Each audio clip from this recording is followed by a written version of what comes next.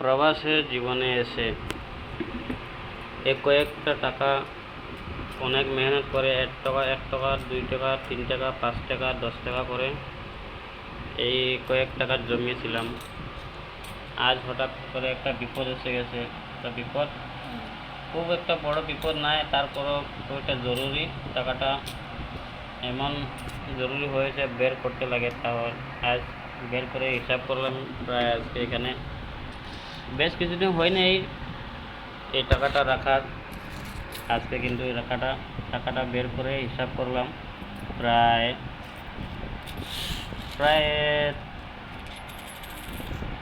3,000 মতো বের হয়ে গেছে।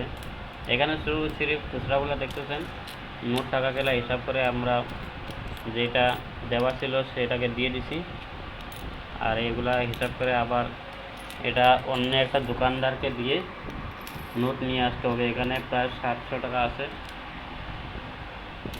আপনারা বলতে পারবেন এখানে কত টাকা আছে। আমি বললাম তো 700 টাকা। আপনারা একটা আন্দাজ করে বলুন 700 টাকা হবে কি না। এখানে এগুলো হলো পুরো 10 টাকা,